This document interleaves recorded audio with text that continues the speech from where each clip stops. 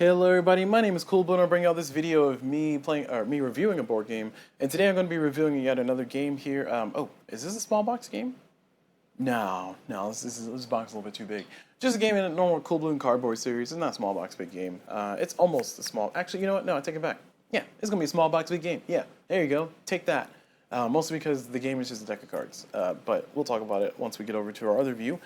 So yeah, I'm gonna sneak this into my small box big game, even though I think the box is a little bit too big for a small box. But you know, I get to make the rules here. Let's just go with it. Speaking of let's just go with it, let's switch our camera over to the other side here, and let's get our background music going, because you know I love my background music. And there we go. All right, so as far as everything goes, we have this game After the Virus. The goal of this game, or the whole context of this game, is that you are survivors that are trying to survive the zombie apocalypse. And you are trying to do so by accomplishing missions and goals and objectives, and just plain old trying to survive. This game comes with a kind of campaign sheet. And I think, is there like a standard? Let me see. I don't know if there's like a standard, this is the basic game type thing. But in all reality, there are some objectives that they want you to achieve here on this little campaign sheet that's double-sided. I'll zoom in a little bit so we can get a slightly better gander at it here together. And I think you can also print this out on BoardGameGeek, but this is the campaign that has built in. That comes with the game. So you do all the ones, so you go from A to B to C, and then you do 2A, 2B, 2C, and then 3A, 3B. Or I suppose you can mix and match. You say, okay, I want to do all the Bs. So you do 1B, and then 2B, and then 3B. Sure. I don't think there's anything preventing you from doing that. If you want to do like a 5-game campaign. And actually, let me check the rulebook to see what the rulebook says, because I just did it all in order, because that sounded fun. And it was quite entertaining. Let's see, Saving Survivors, campaign. Is there anything about the campaign in here? Setup. Players choose a mission from the mission sheet and read its briefing. The missions are meant to be played in sequence as a story divided into 5 chapters, but it may also be played separately. Note that missions may modify the setup as described below. Okay, yeah. So the rulebook says that essentially you choose one of these missions to go for your one shot, if you want to do a one shot, and then you just kind of play through it and do your thing. And these give you various tasks, like the ones down here in 2B. It gives you a goal of having 5 safe survivors, and you also have to have all these things here. And then for your setup, you have some special rules for the setup. And these are different things that allows you to kind of get a different look and get a different feel for the game. So speaking of different look and different feel for the game, let's go and talk about the actual game itself. Now that we've gotten through our overview. So first and foremost, what you'll do in this game is you'll start by picking one of the esteemed characters here, the staple characters, if you will. And these are the 4 characters that the game comes with. There are some additional characters in a promo pack that I don't have, and I do have the expansion of the long winter, the long cold. The Long Cold, but I haven't played it yet, so I'm not going to talk too much about that one, except for saying I got more stuff. Woo! Look at those exploration. So as far as one of these characters, I'm going to choose one. I'm going to go with Jenny. So when you pick your character, you're essentially going to take that character, and I will zoom right on back in. Oh, that's not right. I'll zoom right on back in here, and we'll take a look at the character sheet, character board, little cardboard here, and it has her starting deck. So there's some background text here for Jenny. And her starting deck is going to be listed here. So she's going to start with these cards. Now what you're going to do is you're going to go ahead and find the deck. There should be 3 separate decks inside of the box here. I will talk more about the decks here later. But there's 3 separate decks. If you did like I did and shuffled everything together like a silly person, you'll need to kind of separate all the cards individually and then deal it out into 3 different piles to make sure you get all the decks correct. But essentially you have 3 different decks here, and these decks will have various different cards in them, like blockbuster, machete, weapons, events, all this other fun stuff. And what you're going to do is you're going to go through and you're going to find all these cards, except for the zombie part. You're going to ignore the zombie part for now. So I'm going to go ahead and find the, let's see, she needs scout, pistol, 3 runs, 3 survive, safe house. Okay. So there's a survivor card, there's a run card, pistol, she has a weapon skill, and then safe house, survivor, run, scout, run, and survivor. All right, I think that's all of them. Let me double check. So what does she need? So she needed 3 survivors. Got those. 1, 2, 3. And she needs 3 runs. Got those right there. She needs a pistol. That's scout, safe house. There we go. We're all done. And here's our weapon skill.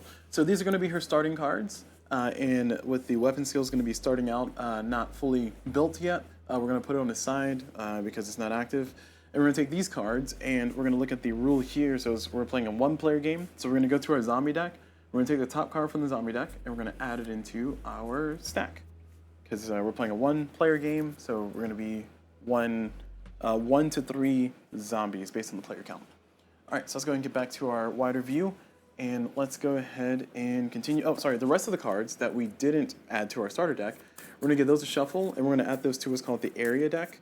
And that's where we're gonna be able to find additional cards to kind of draft those, if you will, and pull them into our deck. That way we can have a more powerful build, a more powerful setup, and have a lot more fun. So I'm giving my deck a shuffle here with all the things added.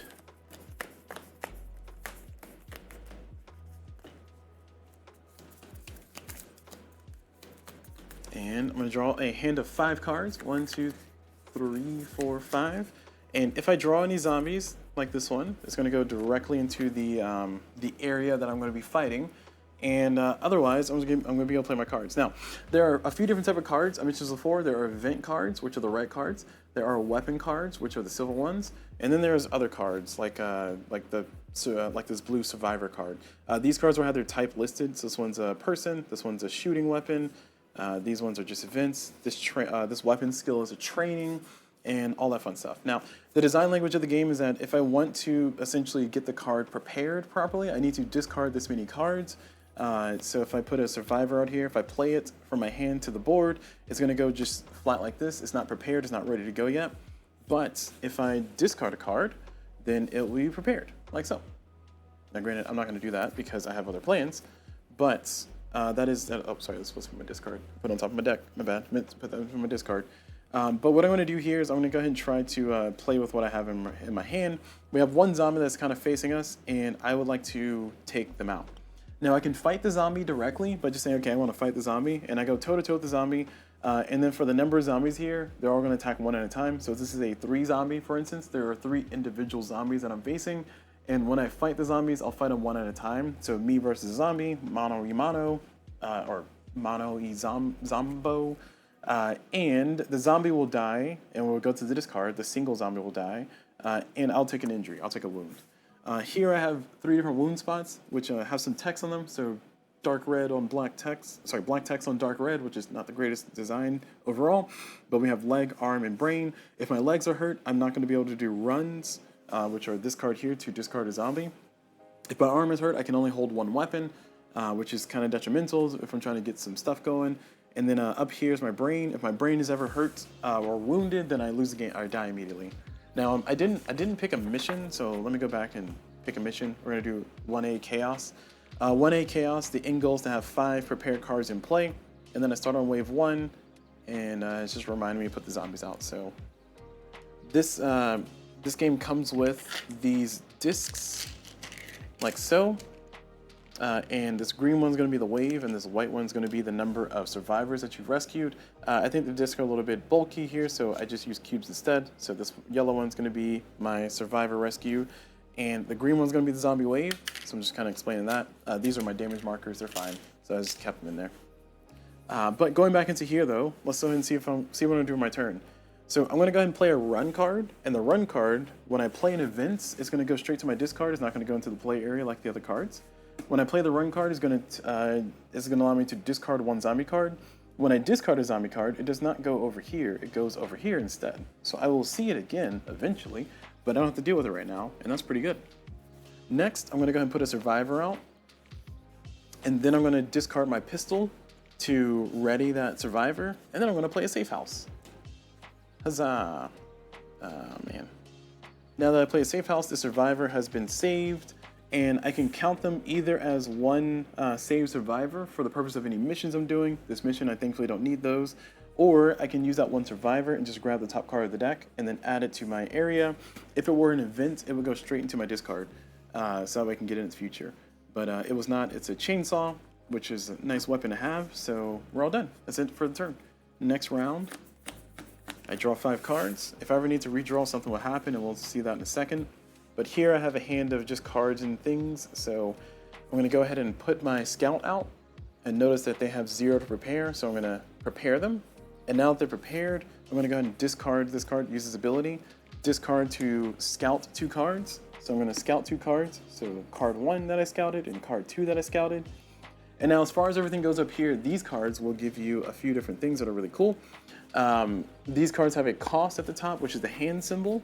So I can discard that many cards to get those cards added into my field.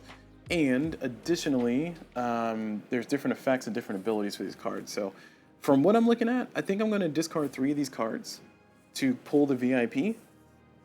Because this single VIP counts as 3 survivors when playing the safe house. And unfortunately the card is destroyed, so it goes out of the game. But it will give me an opportunity to get some more cards into my tableau, since I don't really need to save anything. Remember, my only mission here is to ready 5 cards, so I don't really need to do things the way I'm doing it, but here I am. So I'm discarding that card to ready this card, and now that's it. So now I need to draw cards, because I'm at the end of the turn, so when that happens, and when I run out of cards to draw, because I need to draw 5 exactly, I'm going to increase the wave for the zombies, which is currently, was at 1, now it's at 2. And then I'm going to add that many zombies from the top of the stack over into my discard. Then I'm going to shuffle this to the best of my ability.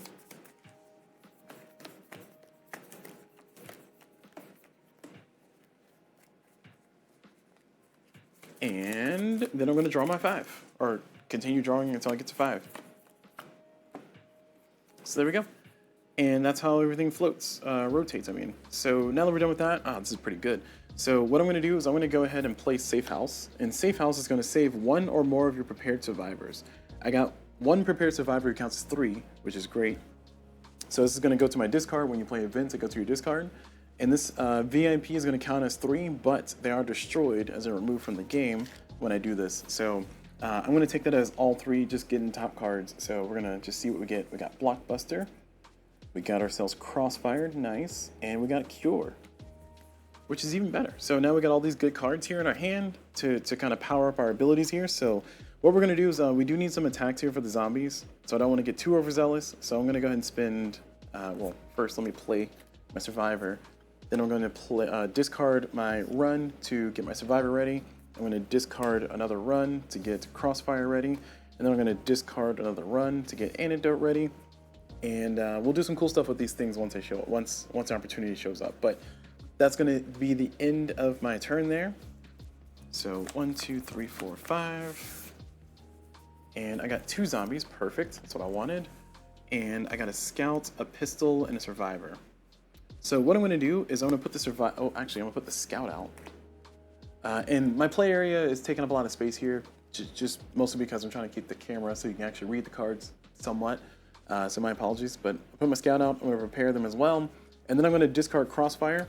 Crossfire says discard to kill 1 zombie for each prepared person you have. I have 2 prepared persons, so therefore I get to kill 2 zombies. And that feels good. All right, now that's done. Let's see what else we can do. I'm going to discard these 2 to get my chainsaw ready to go. And that is all fine. Oh, okay, I had another plan, but it's too late.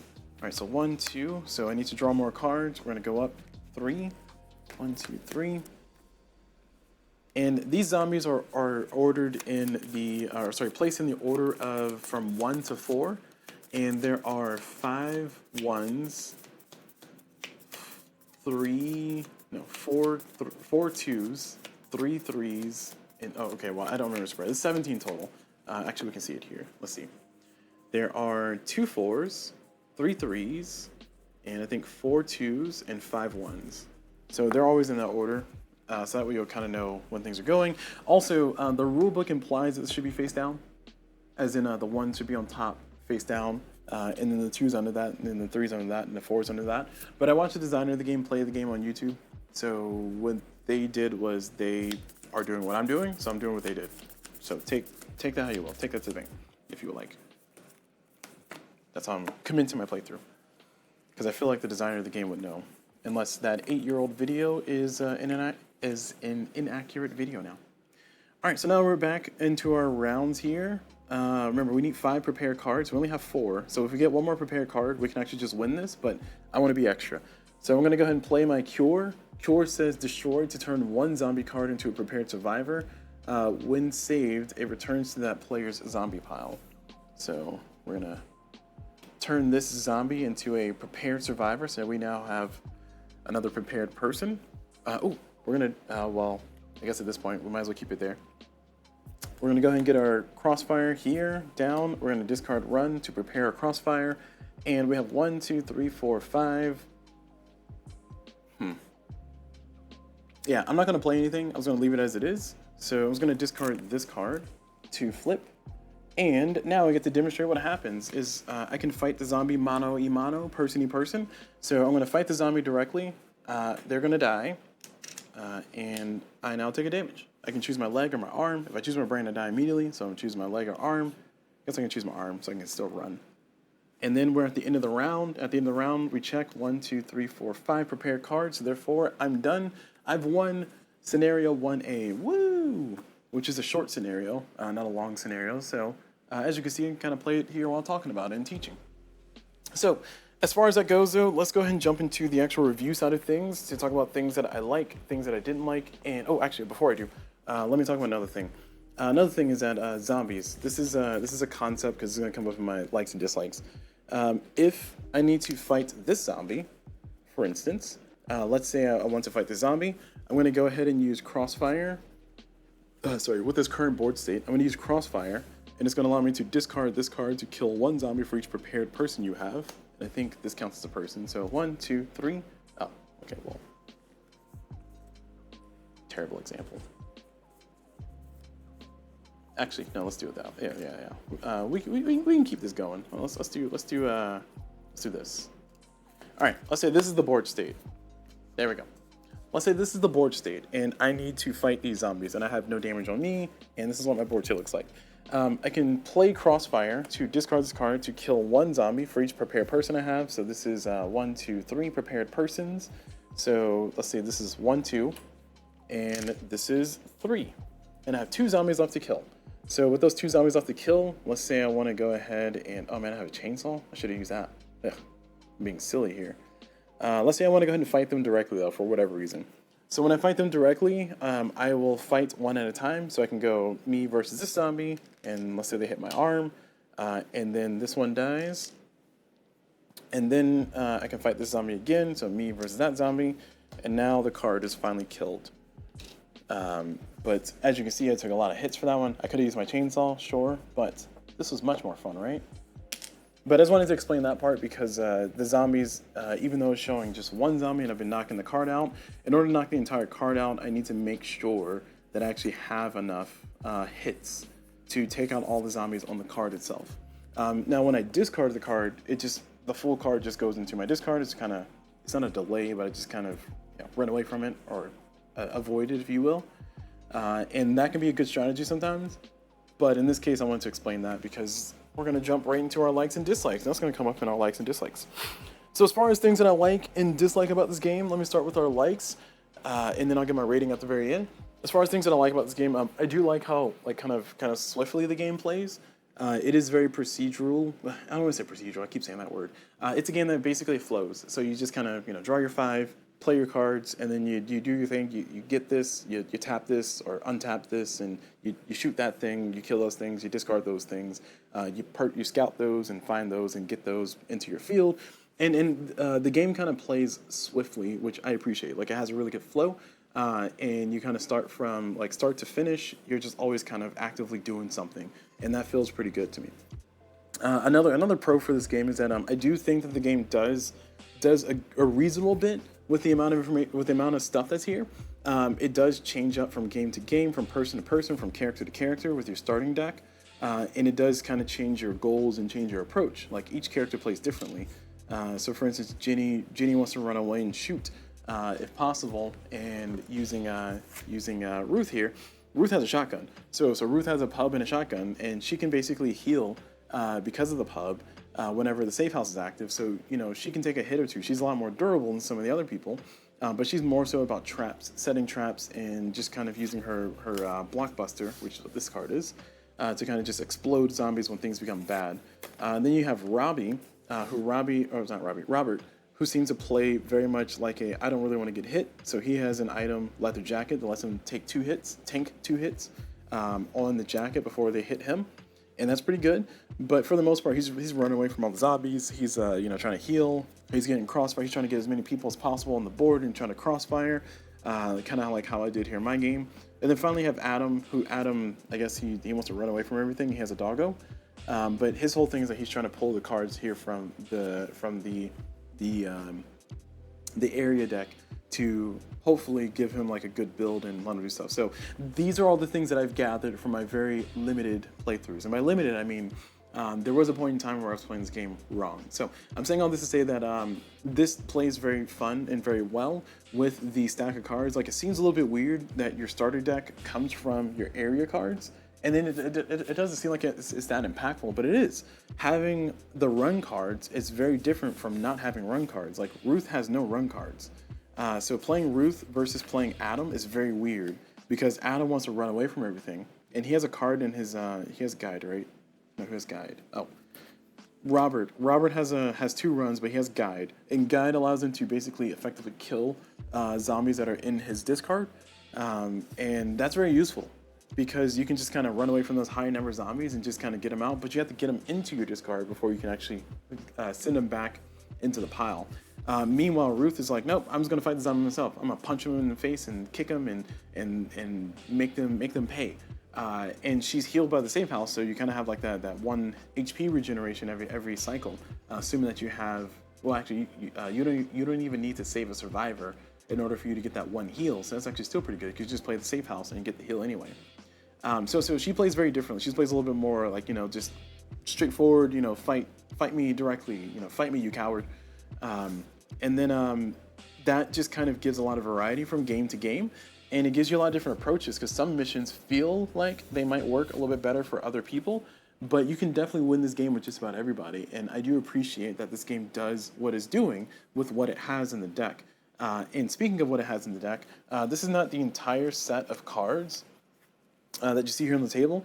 There are essentially 2 other sets. And what I mean by that is that there's a area deck, which has all of the cards essentially for everybody, and then there's a zombie deck, and the zombie deck has 17 cards in it, and there are 3 sets of these. And the reason why is because this game is a 1 to 3 player game, and you can play this game cooperatively with your friends. Everybody has their own setup for their character, so they have their own starter deck, they have their own set of 17 zombies, and they're kind of facing their own little row of stuff, their own array of stuff. And the way the game works is if your area is clear, you can like shoot to kill zombies in somebody else's area to help them out. And that's really neat. That's really cool. But the reality of this whole situation is that this game is probably better as a solo only game. So getting into the negatives on things, this game game seems like a really strange approach to doing a multiplayer game. I haven't played it, so maybe there's something going that I haven't seen yet. Maybe there's something to it. And maybe I shouldn't knock it before I try it, but from the hearing what people said in the forums, from seeing what people have said about this game over the history of this game existing, and from my own understanding of how the rules work and how the mechanics work, this seems like a really solid solo game where I just kind of solo do the things. In a multiplayer game, my fellow comrade can save me by shooting the zombie and save me when I had a bad hand or a bad draw. But I kind of see this game much in the same way I see Slay the Spire, the board game. It's just like, you can play multiplayer, but I don't know. I'm torn, because Slay the Spire I've played so much that I don't think I get a lot of value out of playing Slay the Spire, the board game. Now, Slay the Spire Downfall might be a whole different conversation with Slay, because I never played that on the PC or on my phone. So Slay the Spire Downfall for the board game, that one might be fun. So maybe I'll try to check that one out and see if I get it. But I'm going to keep Slay the Spire on my shelf. But what I'm trying to say is that Slay the Spire gives me that feeling, or it has a similar feeling to where you have your own things that you're facing and everybody else is facing their own things, and you're all kind of on the same rounds. But then once you destroy your thing, you can start attacking your allies' things as well to help them out. And this kind of has a similar vibe to it. And even that I didn't like in Slay the Spire, so I probably don't like it here. So I don't think I'll be a fan of it. So ultimately what I'm trying to say is that this is a solo game. This, in my opinion, is a solo game. I understand that the designers came out and said that, hey, there's like some extra strategies you can have when you have multiple players. You can do things like cover each other. You can really set each other up as far as having that central area deck to kind of give people more variety, more options. And I see it. I agree. It kind of gives you a lot more latitude and a lot less, a lot of less having to rely on luck, if that makes sense. To try to make it through, because sometimes you have 4 zombies that are added to your deck, and then you draw 5 cards and all 4 zombies just showed up, and that doesn't feel great, and it happens from time to time. And there's not really much you can do about it outside of have had your board prepared to where you can deal with that. And if you don't, then your run is over, and RIP Adam, or RIP Jenny or Robert or Ruth, whoever it is. So as a result of that, just kind of get into the negatives again, just kind of reinforce this a little bit more. This is a solo game, in my opinion, and I think this is a solo game that kind of has its own like roguelike approach to it. It's not a roguelike game, but it kind of has that, do a run. Actually, not a roguelike. It's actually, roguelike is the correct term. Roguelike is essentially you start with what you have, you run through your thing, you upgrade, and then once you die, you lose everything, you start over. Roguelite, which is a new term afterwards, is basically you run through your thing and then you die and then you get some kind of improvement, so next time you have a better run. So there's been a lot of roguelites out there, but this is a roguelike. So basically you play your game and you get your upgrades, you feel good, and then zombies show up too many and then you die. And it's like, oh, well, gotta wipe everything and start over again, and that's kind of how it plays. So I think that kind of approach to this game feels brutal at times and feels unfair. So that's why I'm including the negatives. But I think ultimately it's kind of par for the course. It's kind of what the game is presenting you with. It's giving you that challenge of, can you manage what you have and can you go with what you got to try to survive, or can you make some sacrifices now to hopefully help yourself later, or maybe take some risks now early in the game, so that way, and hope later on they don't come back to bite you in the butt. Because let me tell you, they will bite you in the butt all the time. They always come back to cause you to regret your past decisions. So that's kind of summing up the negatives. Essentially positives. I think this game flows very well, and I do appreciate what it's doing with what it's offering. I think it's a really creative system, and I'm looking forward to kind of look in the forums to see what other characters people have made, because I think there's a bunch of custom characters out there. And also want to see if I can track down the promo characters too. I think I can get them directly from the site for Fryex Games, but it requires me to go on the site and do so. So maybe I will, maybe I won't. I don't know. The other part I'll say though is that as far as the negatives that is that this game is a solo game. I feel like this game is a solo game through and through. It's a roguelike. Let it be a roguelike. Yes, it's brutal. Yes, it has its roughness. Yes, it's basically luck of the draw at times. But that's kind of par for the course what the game is offering. That's what it's doing, and that's what it's giving you. So just kind of work within that framework. If it's your cup of tea, go for it. If it's not your cup of tea, then go ahead and pass. But I think it's a reasonable game, and I'm glad I got it. Now, another thing I wanted to mention was that I did say earlier on that I played this game wrong, and I think this is going to bring me into, I guess, going back into our negatives about the rulebook. I think that for the people who made Terraforming Mars, this rulebook is terrible. I don't know what's happening here, but this rulebook is was the bane of my existence. Now, I'm being very flamboyant with my words. I guess flamboyant's the wrong word, but I'm being. Oh, that's not the right button. Hold on. There we go. Oh, that's too close. I'll figure it out eventually, guys. All right, there we go. Yeah. So I'm being flippant with my words here, but the rulebook was a little bit rough because I had a misunderstanding of how to play the game. And I think that kind of bore out from the fact that maybe I didn't read from cover to cover. And I don't understand what this whole trend is for people wanting you to read the rulebook cover to cover. I'm not going to read your rulebook cover to cover. I'm going to use it as a reference. I'm going to look at the rules and kind of get the main concept of what's going on. And then I'm going to try to take that and start playing the game. And when I got a question, I'm going to consult the rulebook to try to clarify things. And that's where most of my reading's done, is when I say, okay, I have a question about this thing. I had maybe a bad understanding or a misunderstanding. What does a rulebook say? And then I go for the rulebook and I look for it, and I don't find what I'm looking for. So the thing is that when zombie attacks, actually when you kill zombies, which has a whole page dedicated to it, killing and discarding zombies, one of the things that I was misunderstanding was that when you kill zombies, you do not remove them from the game. You put them back in the zombie pile. So that's the part that I missed, which is literally right there. and I missed that part pretty hardcore, and I don't know why I missed it. I mean, I swear I read this sentence, and I guess it just didn't click for me for some reason. But what I was doing was whenever I killed a zombie, I removed it from the game, which means that you start getting to your twos, threes, fours, and fives higher. Or sorry, twos, threes, fours, faster. But thankfully, the deck ends up being thin enough, and you're facing like only 1 3 and maybe only 1 4, so you can kind of deal with it. But then you get into this whole point to where towards the end, if you ever need to add zombies and it's not enough zombies, where is it? See if I can find it here. Maybe it's back here. Whenever you need to add zombies and there's no zombies left, what you will do instead is you will burn 2 cards from your discard, and then you will add as many zombies as you can, and then you shuffle. So as a result of that, you end up kind of having a timer mechanism. Oh, here it is. If you don't have enough zombies to add during the reshuffle, then you must add as many as you can, and then you must destroy 2 non-zombie cards from your discard pile before reshuffling. And it kind of puts it on a timer. So when you're playing incorrectly like I was initially, and I'm just telling this tale because I had a very negative perspective on this game. I was like, why are you doing this? Like, let me play the game. But when you add that timer to it, when you are discarding all the zombies out of the game that you kill, yeah, the game becomes very brutal very fast. I was starting to see like hopes and glimmers of what the game was trying to offer, but I was like, why is this game so hell-bent on me doing this as fast as possible when I could have all this time? And I feel like I got very efficient with trying to make it through a mission. Like I could reliably make it through mission 1A and 1B. Well, actually, no, 1A and 1C. 1B was a little bit of a crapshoot. But I can reliably make it through 1A and 1B, assuming I have the right characters. 1B basically has you start with 4 zombies in your deck instead of 1, which is pretty brutal. When you're removing them from the game, that means that you're burning through the deck much faster. The zombie pile much faster.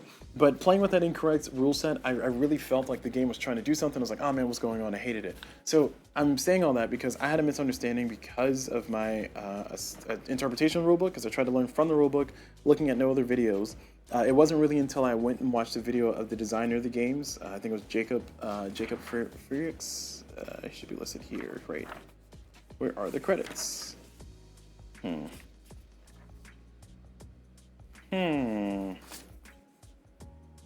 Maybe it was back here. Is it on the box? Oh, yeah, Jacob. Oh, sure, it was Jacob. So I watched a video of Jacob playing the game, and it was quick enough. And I watched it, I was like, oh, when you kill zombies, they go to the discard. Oh my god, they go back to the zombie pile. Oh my gosh, I'm so silly. And then I played the game again. I was like, okay, I see it. I see the deck building. I see the decisions coming in and the crisis starting to face you. So all that goes along with to say that I didn't like the rulebook. I had a few issues with the rulebook. I think these diagrams are great, and I think they kind of broke things up. And I think I talked about this in my unboxing as well. But ultimately, things were spaced out in a way that was reasonable. But some of these kind of key critical points I missed. So chalk it up to a skill issue. I mean, it happens all the time with me reading rulebooks. This is why I try to watch designers play the game too, so I can try to augment or supplement my reading as well to see if my reading and my understanding matched what the designer intended. But ultimately, that almost led to like a really bad path. Like I was to the point where I was like, I'm not even going to do a review for this video, or I'm not going to do a review video for this game because it's so bad. Why is it so bad? I see what it's trying to do. Let the game cook. Let me play the game. And now that I'm playing correctly, though, everything's great. Everything's fine. It is very brutal from how the cards come out sometimes, and this game does reward you being very aggressive with scouting and pulling cards. You need to scout. You need to pull cards. You need to scout. You need to pull cards. And sometimes it's very easy to just kind of sit back and say, hey, I'm just gonna rest for a little bit. I'm just gonna take this first 2 rounds to just kind of jog on through the park and have a reasonable time to kind of get all my stuff out.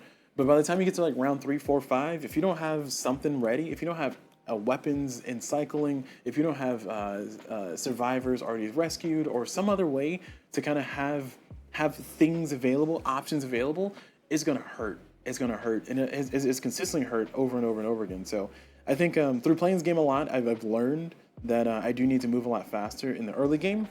But it's cool because the game rewards you for moving fast in the early game. Sometimes the cards come out from the area deck end up being trash and awful, But by the virtue of you going through that deck, you're increasing your chances of survival for the later rounds, and you're pushing your opportunity to make it further in the game to wave 8, to wave 9 if you need to make it that far for some reason.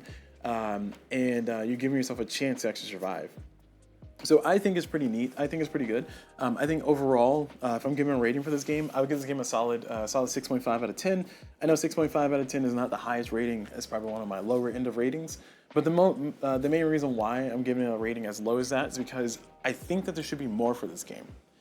This game, as is neat. It's just after playing it a few times, I'm like, I kind of seen everything. I think it's getting old. So 6.5 out of 10. Now, when we bring in the expansion, because I do have the expansion, like I said before, After the Virus, The Long Cold, I think this game easily jumps up to like a 7.5. I have not played with The Long Cold. I'm looking forward to playing with The Long Cold.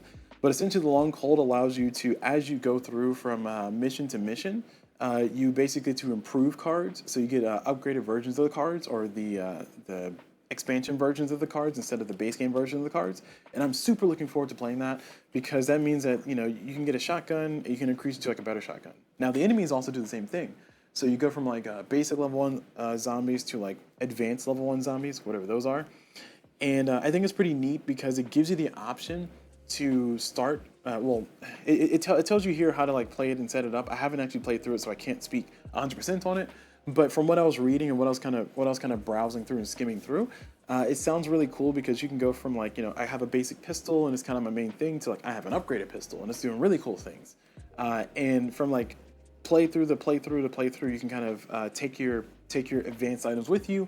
So it turns the game from a rogue-like game where once you die, you lose everything, to a rogue-lite game, to where you go from mission to mission, you kind of carry stuff with you, and well, I guess rogue-like requires if you die, you keep your stuff. I guess you can keep your stuff if you die here, but the point I'm trying to bring up is that it gives you another look, it gives you another angle, and I think that this is something that was sorely needed for the game, and I'm glad that it's here. I'm glad that I have it, because again, I haven't played it. I've been trying to get used to and familiar with After the Virus, especially considering that I had a negative opinion initially because I misinterpreted the rules and I played it wrong. But now that I've kind of gone through and fixed that and remedied that, I'm super looking forward to playing After the Virus, The Long Cold, and I see why there are people who definitely put this as like one of their like recommended solo games, because yeah, it is a nice flow. You just kind of sit down, put some TV in the background, put some music in the background, maybe get yourself a cup of tea or a cup of coffee or whatever you drink, and you just kind of go through and try to survive. And if you can't survive, shoot, I didn't survive. You just start it over, set it back up, and go again. And it's not that hard to set it up. It's not that hard to go again. And you can even play less hardcore than when I did my playthrough, to where somebody died and they died forever. You can play it to where, oh man, that person died. Well, I'm going to try it again and see if I can make it through, to try to make it through all of the campaign missions that are here in the base game. And on top of that, the expansion, The Long Cold, also comes with another campaign. So yeah, that's really cool. Oh man, I forgot to mention the negative. Sorry, I would be remiss if I forgot this. I do not like the artwork. The artwork is not good. I talked about this in my unboxing of things, but the artwork for the base game is particularly atrocious, and I do not like it. I don't want to be offensive to anybody who appreciates the art, but the art is not my cup of tea. I think the expansion's artwork was way better. So here is the expansion's artwork. Here is the base game's artwork, just kind of side by side. And yeah, the expansion's artwork was way better. And I think it's because they let more detail be added into the drawing. Also, the shading actually looks like shading instead of like dirty faces. So yeah, looks like there was lessons learned from, you know, the first version to the second version. If these are all drawn, actually, I should probably look up the artist for this game. No, I'm not gonna do that. It's not worth it. But I was gonna say, if these are all drawn by the designer of the game themselves, then sure, kudos to you for kind of doing your own art, and kudos to you for not using AI art, which is definitely not really a thing back then when the game first came out. But it is a thing that people are starting to get into now, which is very frustrating, because it's like, look, even if your art is ugly, I'd rather you have it drawn by hand than AI art, please. So what I'm saying is I appreciate the effort, and it does fit the theme, and it does kind of give you like the gritty look of like, oh my god, zombie apocalypse, oh look at those ugly zombies coming to me. But as far as the expansion goes, it looks way better. I'm more happy with this. This looks like something. Again, I'm not a fan of the whole chibi art style with the big head and small bodies type stuff they got going on here, but I do think it looks like day and night versus each other. So I want to talk about the artwork. I think it's a neutral, I guess. But yeah, I like the artwork better in the expansion. Stick with this, whatever this is. Just let it be a legacy thing. Your first artwork attempt or something, whatever it is. There's the box art, and also this is actually relevant. I forgot about this. I saw this game on my shelf at my friend local game store. I saw it on their shelf for a long time, for like maybe 2 years. And every time I looked at it, I was like, it can play 1 to 3, but it looks so bad. It looks ugly. Ugh, I don't want that on my. Ew, what is that? So I just decided not to get into the game. And then after my friend the local game store stopped having it on the shelves finally, because I was like, oh, that atrocity is gone. I went online and just kind of looking at other solo games I can try to look into and check out, especially smaller box games. And this one kept coming up. I didn't know why. I was like, why does the game keep coming up? It's ugly. Why do you want to play? You want me to play this ugly game? So once I kind of got over my vanity of the whole situation and said, all right, let me sit down and play this game. And I played it. Once I got the rules correct, I was like, okay, I see it. This is pretty fun. Artwork be damned. This is a pretty good game. Again, 6.5 by itself. With the expansion, 7.5 is what I'm willing to go up to. Even though I haven't played the expansion stuff, I just kind of browsed at it and looked at it. But I think that this is a pretty good game, and I could recommend it for sure. And I'm actually going to go through the effort of hunting down the promo characters, because I would like to see how they would change up things. Like, that'll be kind of cool to see what the extra characters do. I suppose I can just go print them out and play it that way. But I want to try to hunt them down and support the publishers and everything. So that's the approach I'm going to take. But for now, that is going to conclude my little review here for this small box big game. Yes, the box is kind of huge, but it's still small box big game, which is going to be After the Virus. And yeah, let me know what you all think of this game in the comments. Let me know if you guys had a similar journey to what I had as far as being able to read rules for some reason. But hopefully this video has been enjoyable. Hopefully this video has been informative. Thank you all very much for watching. And as always, I'll see y'all whenever.